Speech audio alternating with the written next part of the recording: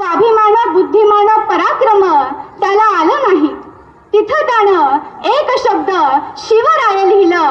तिथं त्यानं एक शब्द शिवराय लिहिलं. नमस्कार, मी केतकी दत्तात्रय कदम, श्रीपतराव पाटील हायस्कूल, करंजेपेठ, सातारा, इयत्ता 9वीची विद्यार्थिनी. आज आपल्या समोर विषय म्हणते शिवरायांच्या स्वप्नातील स्वराज्य.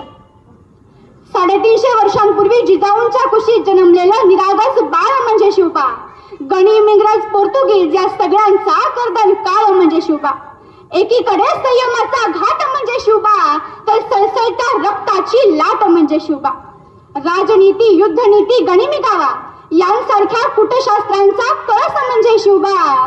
धार्मिकता, नैतिकता, मानवता यांसारख्या विचारांची पवित्र तुळस म्हणजे शिवबा. सर्व धर्म सहिष्णुतेचा अभिमान म्हणजे शिवबा. रयतेसाठी जीवाचं रान म्हणजे शिवबा. अख्ख्या जगावर आदर्श राजाची छाप म्हणजे शिवबा. या महाराष्ट्रातलं माणुसकी मोजण्याचं माप म्हणजे शिवबा. तुमचा, माझा, या अख्ख्या महाराष्ट्राचा बाप म्हणजे शिवबा. तुमचा, माझा, या अख्ख्या महाराष्ट्राचा बाप म्हणजे शिवबा. मित्रांनो, वयाच्या 16व्या वर्षी मुठभर मावळ्यांना घेऊन रायरेश्वराच्या साक्षीनं महादेवाच्या पिंडीवर केलेला रक्ताचा अभिषेक ते वयाच्या 44व्या वर्षी 32 मनाच्या सोनेरी सिंहासनावर विराजमान होऊन स्वतःच्या मस्तकावर केलेला स्वराज्याचा अभिषेक. हा प्रवास सोपा नाहीये मित्रांनो.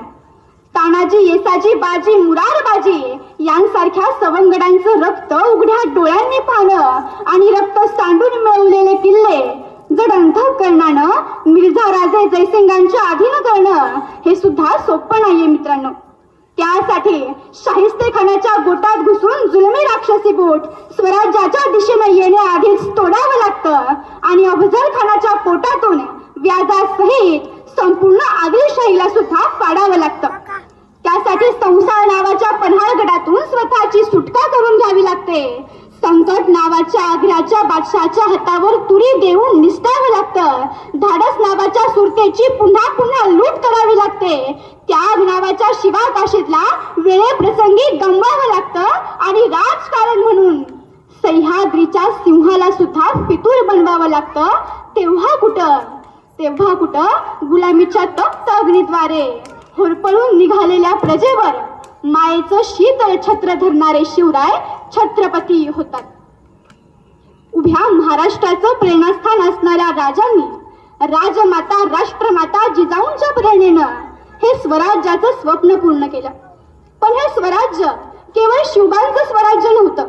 हे स्वराज्य केवळ भोसले घराण्याचं स्वराज्य नव्हतं, तर हे स्वराज्य इथल्या लाखो शेतकऱ्यांचं, कष्टकऱ्यांचं आणि इथल्या रयतेचं स्वराज्य आहे.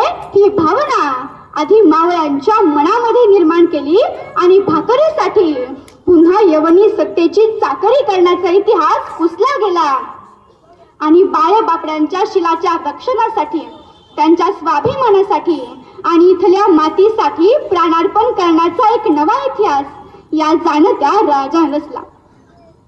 म्हणजे शेतकऱ्यांना प्रोत्साहन, स्त्रियांना संरक्षण आणि सर्व धर्मियांचा आदर ही त्यांच्या राज्यकारभाराची त्रिसूत्री होती. आणि म्हणूनच आज 350 वर्ष होऊन गेली तरी शिवरायांचं हिंदवी स्वराज्य काय होतं हे इथल्या लहान मुलांना सांगण्याची गरज भासत नाही. इतकं थोर कर्तृत्व होतं राजांचं.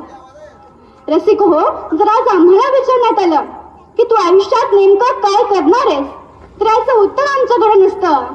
पण मला माझ्या आयुष्याच्या कोणत्या टप्प्यावर स्वराज्याचं नेमकं कोणतं स्वप्न साकार करायचंय, अगदी याचंच अचूक नियोजन करणारा जगाच्या पाठीवरचा एकमेव राजा म्हणजे राजाधिराज राजे शिवछत्रपती.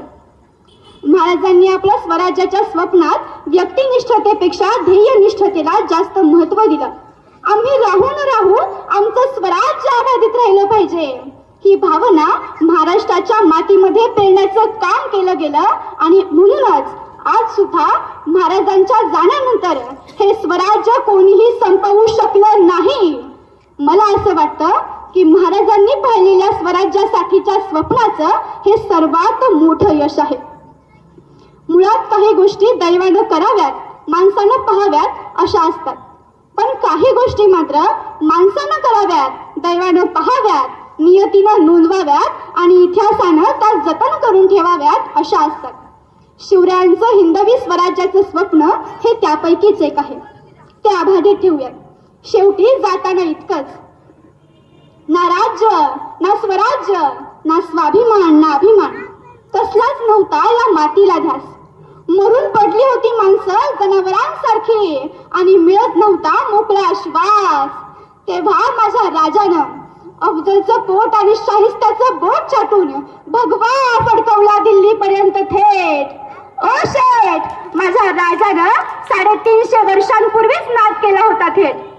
सळसळत रक्त शिवबाचं भक्त आणि कपाळी भगवाटळा, सळसळत रक्त शिवबाचं भक्त आणि कपाळी भगवाटळा.